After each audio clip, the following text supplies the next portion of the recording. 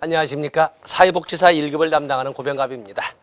이번 시간에는 두 번째 과목의 첫 번째 영역으로 사회복지 실천론 진행을 하겠습니다. 많은 분들이 마음은 좀 편히 하지만 한 번쯤은 눈에 걸쳐야 되니까 살펴보겠습니다. 자, 첫 번째 테마 사회복지 실천의 객관에서 사회복지 실천이란 뭘까? 사회복지 실천을 한마디로 한다면 전통적인 것은 전문가인 사회복지사가 클라이언트의 어려움, 클라이언트의 문제, 클라이언트의 욕구를 풀어주고 충족시켜주는, 그리고 클라이언트는 소극적으로 그걸 받아들이기만 하는 이런 과정으로 이렇게 사회복지 실천을 설명을 했지만, 오늘날에는 클라이언트의 자기 결정권을 강조하는 시대, 클라이언트 중심의 시대로 바뀌다 보니까 사회복지 실천이라고 하는 것은 옛날처럼 해주는 것이 아니라 스스로 할 수 있도록 단지 돕는 활동, 이렇게 해서 오늘날 사회복지 실천은 그러면 원조란 단어에 초점을 둡니다. 그렇다고 해서 치료 또는 문제 해결이라는 단어가 사라진 건 아니고, 그것도 여전히 하지만 가능한 한 클라이언트의 당면 문제를 가능한 한 클라이언트 스스로 해결할 수 있도록 돕는 활동, 이렇게 해서 원조란 단어에 액센트를 두고 있다는 것을 알아주시면 되겠습니다. 자, 여기 보시면 핵심적 키워드를 우리가 좀 줄을 그어보시면 첫 번째, 사회복지 실천이란 사회복지사가 클라이언트의 욕구 충족과 문제 해결을 돕는 활동이다. 거기 돕는 활동에 줄을 쳐놓으시면 되겠지요. 그 다음에 두 번째, 사회복지 실천이란 정부의 제도 안에서 펼치는, 둘째 줄 끝에 전문적 활동이다. 결국에 사회복지 실천은 정부의 제도 안에서 펼치는 전문적 활동이다. 전문적 활동에 줄을 쳐놓으시면 됩니다. 그 다음에 세 번째 보시면 거기 사회복지 실천이란 사회복지사가 사회적 안녕과 질서를 위하여 현장에서 실천에 옮기는 활동이다. 현장에서 실천에 옮기는 활동. 거기다 줄 쳐놓으시고. 그 다음에 네 번째 더 이상 쓰지 않겠습니다. 셋째 줄 끝에 원조 과정이다. 또 그러면 다섯 번째 또 앞에서 한 말이 있습니다만 사회복지사라고 하는 전문가가 펼치는 사회복지사의 전문적 활동이다. 이렇게 우리가 설명을 했습니다. 그 다음에 보면은 사회복지 실천이란 돕는 활동이든 원조 활동이든 간에 우리가 원조 활동이다. 그냥 우리가 말로 문장을 하는 사회복지사라고 하는 전문가가 펼치는 전문적 활동이자 또 사회복지사가 현장에서 펼치는 실천 활동이다. 현장에서의 실천 활동이자 그리고 클라이언트의 욕구 충족이나 문제 해결을 돕는 원조 활동이다. 그 외에도 우리가 쓸 수 있는 말 참 많이 있겠습니다만, 이렇게 정부의 제도 하에서 사회복지사라고 하는 전문가가 현장에서 펼치는 실천 활동이자 원조 활동이자 전문적 활동이다 라고 이렇게 우리가 문장을 구성할 수가 있습니다. 그래서 학자들은 많은 이런 형용사구를 붙여서 문장을 길게 읽겠습니다만, 핵심 키워드는 전문적 활동이다, 현장에서의 실천 활동이다, 또 그리고 원조 활동이라는 단어에 핵심을 두시면 되겠습니다. 여기 교재에서 보면 학자별 정의에서 해놓고는 리치몬드만 하나씩 적어놨습니다. 리치몬드 정의는 여러분들 꼭 중요 표시하셔야 되겠지요. 리치몬드의 실천 활동.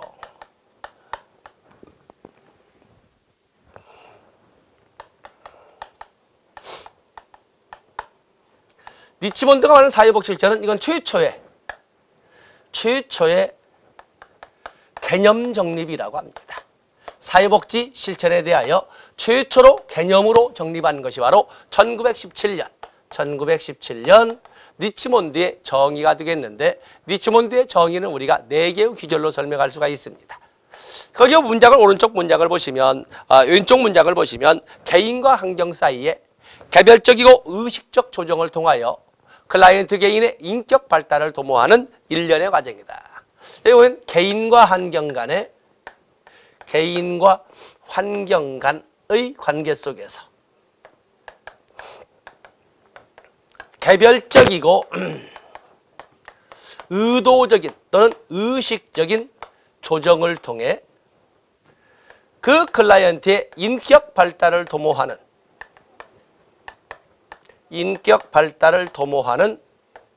일련의 과정이다. 이렇게 설명을 했습니다. 종래의 어떤 클라이언트의 문제라고 하는 것은 개념으로 정립된 바는 없으나 개인의 문제는 개인이 알아서 해야 되지라고 했는데, 여기 뭐가 나와서요? 환경과의 관계. 환경이란 단어가 나와 있습니다. 환경. 사람이란 다 누구나 그런데 왜 너는 왜 그래? 다른 사람들 봐봐. 라고 하는 것처럼 누구나 그러하듯이 일반적이고 보편적인 적용을 했지만 여기는 개별화가 나와 있지 않습니까? 개별화. 그리고 이제 세 번째 인격 발달이 문제가 되겠는데 인격 발달. 우리가 성격이라고 하는 것은 characteristics라는 단어도 있지만 또 그런 거면은 뭐 성격, 퍼스널리티, 인성, 뭐 이 영어를 번역할 적에 이렇게 퍼스널리티라고 하는 단어를 이렇게 인격 발달로 설명하다 보니까 마치 이것이 좀 윤리 교과서처럼 되어 있습니다만 여기는 결국에 환경 속에서 성격 전환. 뭐냐면 인격 발달을 도모한다는 것은 적응 상태로의 복귀를 말하고 있습니다. 환경과의 관계에 있어서 조정이 필요하다는 것은 환경과의 관계에서 뭔가 부적응 상태에 빠져 있다는 것을 말합니다. 부적응 상태에 빠져 있다는 것은 해결되지 못한 문제가 있다든지 아니면 충족되지 못한 욕구가 있다든지 이런 식으로 표현할 수 있는데 바로 그러한 것을 환경 속에서 어떠한 만족을 느끼지 못하는 그런 상태를 우리는 부적응 상태라고 합니다. 일반적으로 기능론적 입장에서 실천을 말할 적에 문제의 발생 원인은 부적응입니다. 부적응. 그렇기 때문에 인격 발달을 도모하는 이렇게 설명을 했지만 인격 발달을 그 내면에 담겨 있는 것은 부적응 상태에 있는 환경과의 관계에서 부적응 상태에 있는 클라이언트를 위해 개별적이고 의식적 조정을 통하여 그의 적응 상태로 복귀를 도모하는 일련의 과정이다. 일련의 과정이란 말을 이렇게 설명했던 거였어요. 도모하는 일련의 과정이다. 지금 여기는 누굴 대상으로 해요? 개인을 대상으로 하고 있지 않습니까? 개인을 대상으로 이렇게 우리가 적다 보니까 개인을 대상으로 한다. 그래서 보통 리치몬드의 이 정의는 개인에서 미시적 접근이다. 미시적 접근이다. 또 누가 이렇게 해준다? 인격 발달을 누가 도모해준다? 워커가 도모한다. 해서 치료의 입장을 강조한다. 치료를 강조한다. 아직은 원조란 단어를 설명하지 못해요. 원조란 단어가 나오는 것은 현대 복지 실천이 자리 잡게 된 70년대 이후에서 보통 원조란 단어를 사용하고 있습니다만 그러나 보편적인 것은 전문가의 눈과 전문가의 전문성으로 문제를 해결해주는 욕구를 충족시켜주는 치료해주는 이런 과정을 설명하기 때문에 보통 이렇게 미시적 접근이다. 그리고 치료적 과정, 원조 과정 아닙니다. 바로 이 치료적 과정을 강조한다라는 것을 여러분들이 오해를 없으시기 바라겠어요. 자꾸 원조인데 아직은 1917년이어서 치료 과정을 강조한다는 걸 알아주시면 되겠습니다. 다음에 전미사회복지사협회는 여러분들 보시고 다음에 사회복지 실천의 목적과 목표를 보시면 사회복지 실천의 목적과 목표 어려운 건 아니겠습니다만 여기는 여러분들이 기본적으로 가져가시면 되겠어요.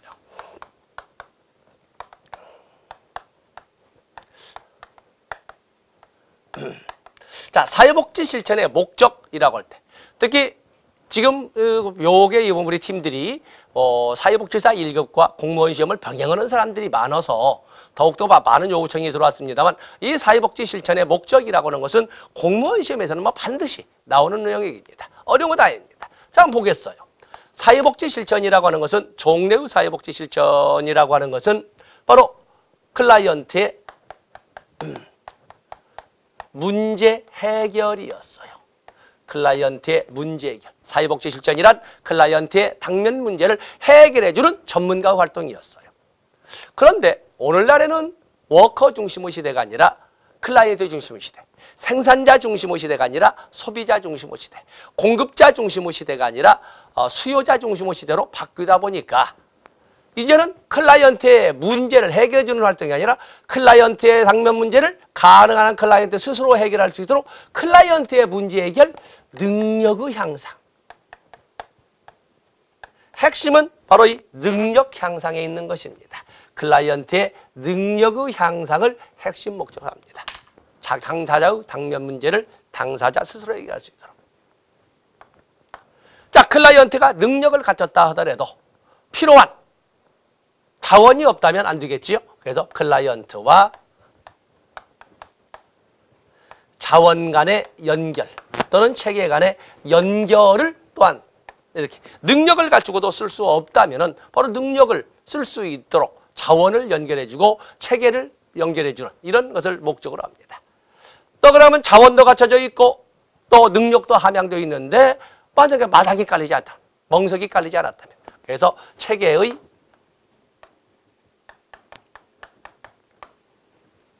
운영 능력 향상을 이렇게 목표로 설정을 했습니다. 그리고 부수적이지만 새로운 보다 발전적인, 보다 업그레이드된 사회정책의 개발에 기여. 사회정책 개발에 기여. 이게 바로 사회복지 실천의 목적이라고 이게 통설화됐습니다. 통설화. 그래서 여기 보시듯 특히 이 능력, 옛날과는 다르거든요. 이 능력의 향상에 초점을 두고 있다는 것을 꼭 알아주셔야 되겠습니다. 다음에 자 우리 앞에 볼까요? 목적이란 단어에는 목적만 있는 것이 아니라 목적이란 단어에는 목적만 있는 것이 아닙니다. 우리가 보면 이렇게 목적이라고 하지만 목적에는 이렇게 위계를 설정해 볼 수가 있습니다. 보통 세계는 최상위의 포괄적 목적이라는 것을 우리는 이념이라고 합니다. 이데올로기, 이념이라고 하는 거죠. 이념. 이 이념이라고 하는 것은 국가 수준의 최상위의 포괄적 수준, 포괄적 목적은 이념이라고 이렇게 우리가 부르고 있는 겁니다. 이념.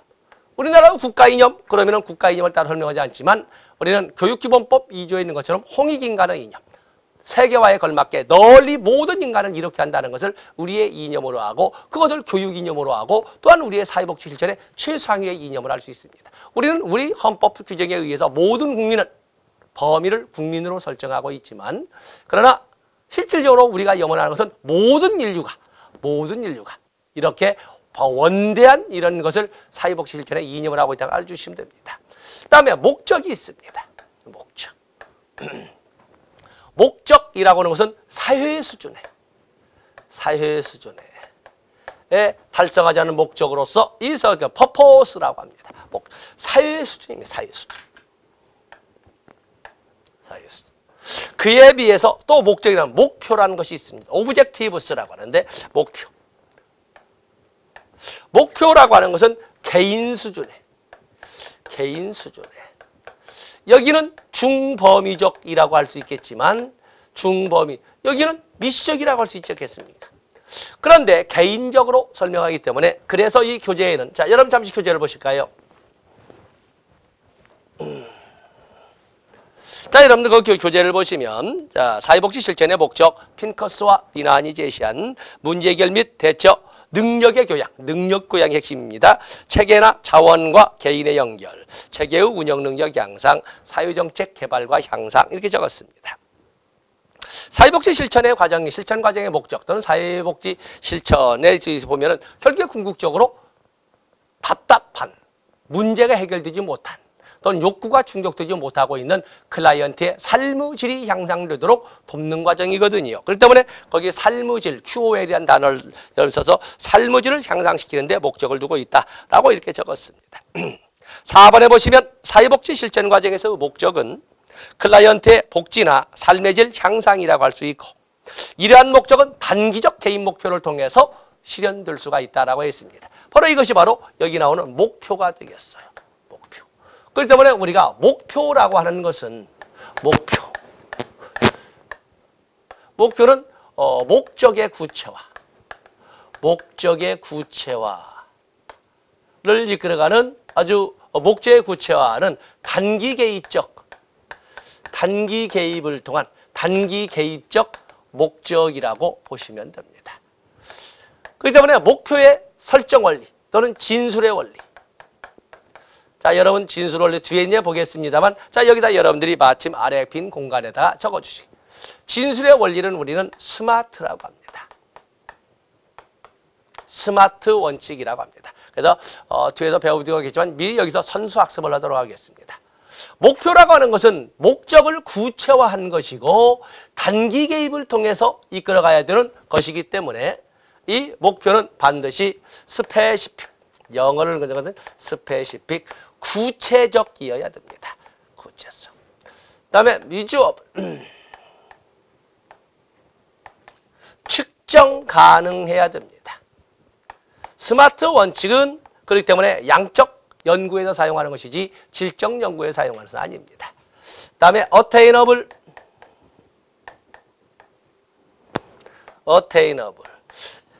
획득 가능성 또는 달성 가능성이 있어야 합니다. 그 다음에 result oriented,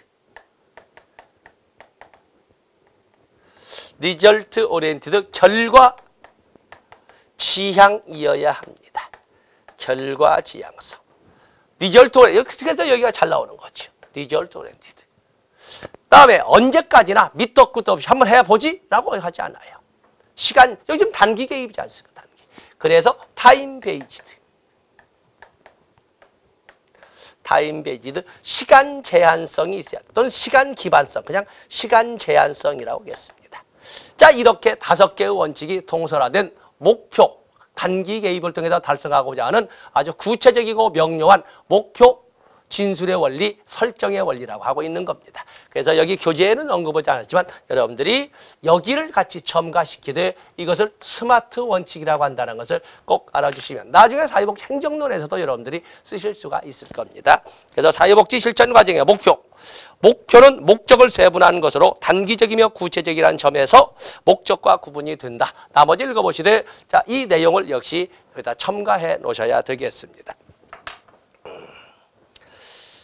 그래서 여러분 거기 2번과 3번 여러분들이 보시면서 이해할 수가 있고 페이지 넘어가십니다. 페이지 넘어가 보시면 사회복지 실천 과정의 목표에서 구체적인 이런 목표들이 나와 있는데 여러분들은 거기보다는 거기 보면 워너보엠이 제시한 사회사업의 기능, 자 거기를 여러분들이 체크하셔야 됩니다. 사회사업의 기능을 여러분들이 암기해 놓으시면 그건 나중에 사회복지 행정의 목적과도 같이 연결이 될 겁니다. 우리가 보면 사회사업, 사회복지 실천의 3대 영역 그러면 개별 사회사업, 집단 사회사업, 지역사회 조직사업으로 설명을 하는데 거기에 무엇이 누구에게 무엇이 얼만큼 언제 어떻게 필요한지를 미리 알아야 되지 않겠습니까? 바로 그것을 조사라고 합니다.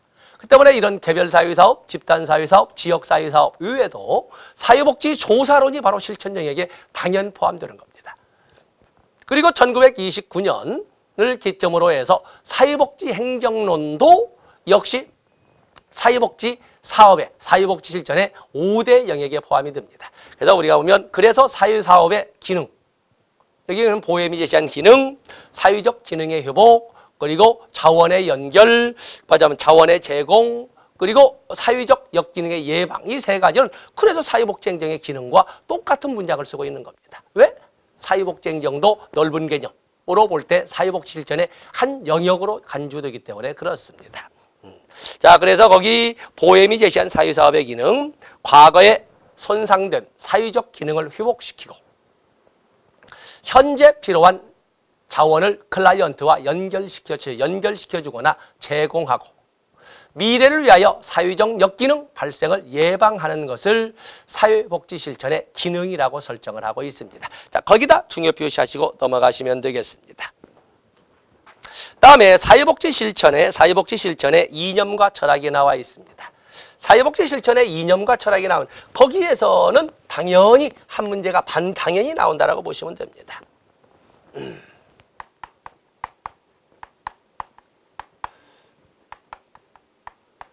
사회복지 실천의 이념이라고 해서 꼭 이렇게만 주장은 아니지만은 어떤 기초 지식으로서 사회복지 이념은 인도주의,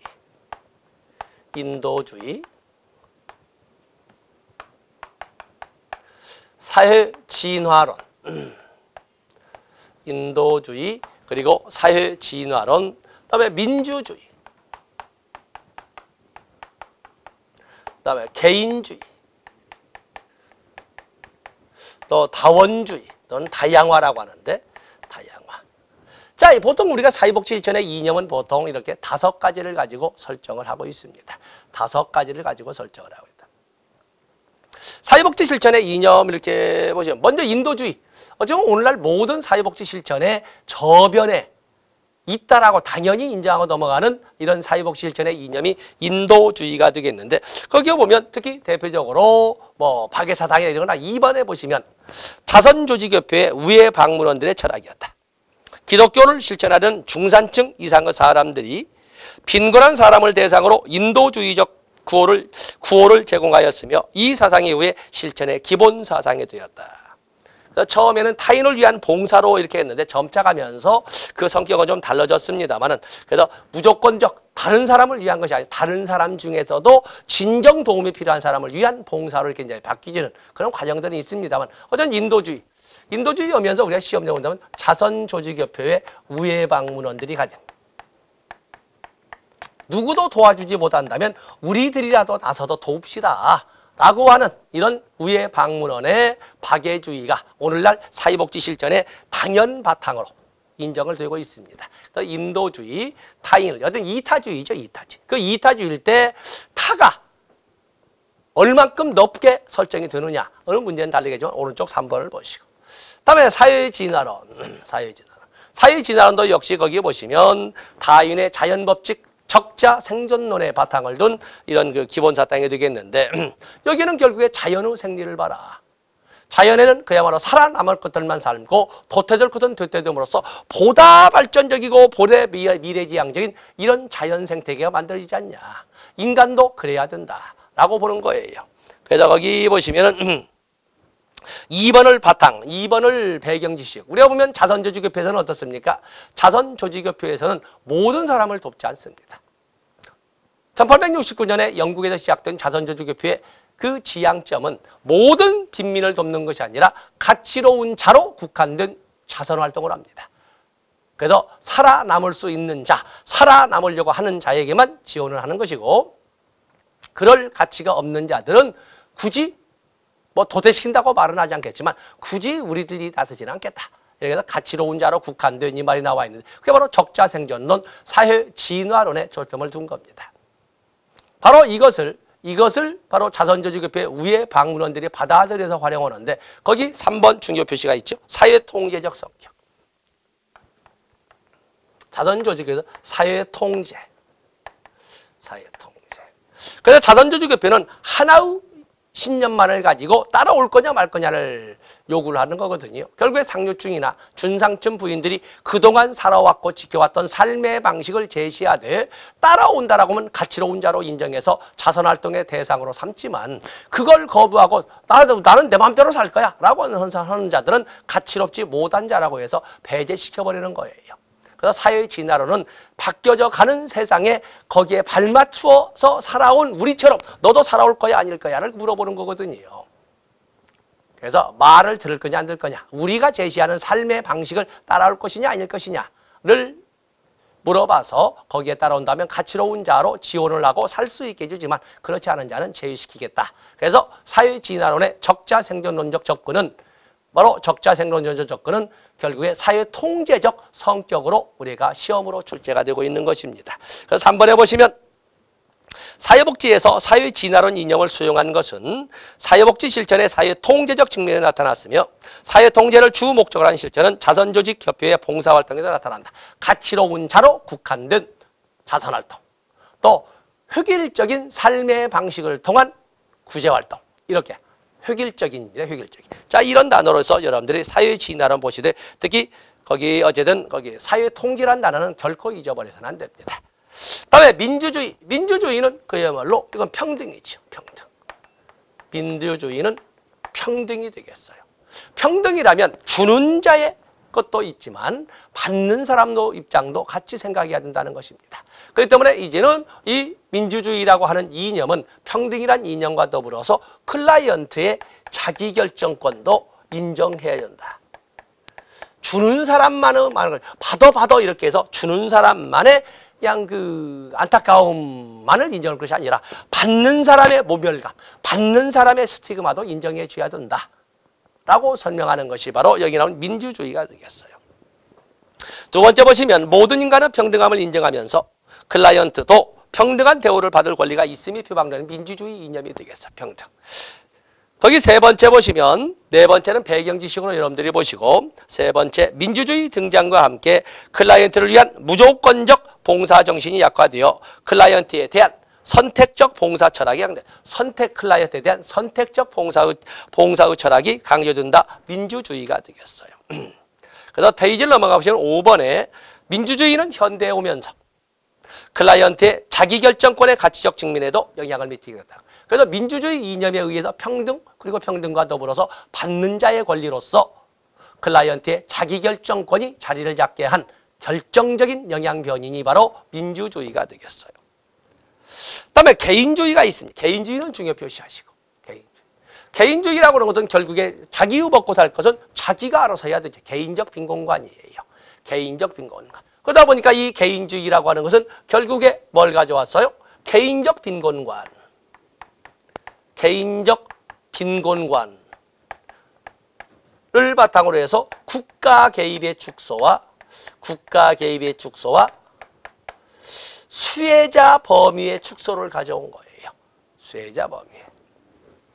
그래서 거기 보면 개인주의는 작은 정부를 표방하는 형태로 나타났으며 경제뿐만 아니라 사회복지마저도 자유시장이 막히는 자유방임 정책을 등장시켰다. 두 번째 개인주의는 두 가지 형태로 나타나는데 하나는 개인권리 존중이고 하나는 수혜자의 축소이다. 자, 문장은 이렇게 되어 있지만 결국에 국가 개입의 축소를 가져왔고 넘을 것은 네가 알아서 해줘 뭘 국가까지 나서 이렇게 되는 거거든요. 그러면서 수혜자의 축소를 가져왔다는 것이 개인주의가 되겠어요. 다음에 다양화가 있습니다. 현대적 이념으로 다양화가 이렇게 쭉 나와 있는데 사회 진화론은 열등계층이라 불리는 소유계층에게 스스로 발전할 수 있는 여건을 만들어줌으로써 자기 변화의 권한을 부여하는 그래서 권한부여 모델. 특히 여기 다양화는 권한부여 모델. 권한부여 모델로 해서 개별화의 이념과 또한 평등화의 이념이 같이 반영된 사회복 실천의 이념을 다양화의 이념이라고 실천 모델로서는 조금 전에 적어드린 권한부여 모델을 이렇게 쓰고 있는 것입니다.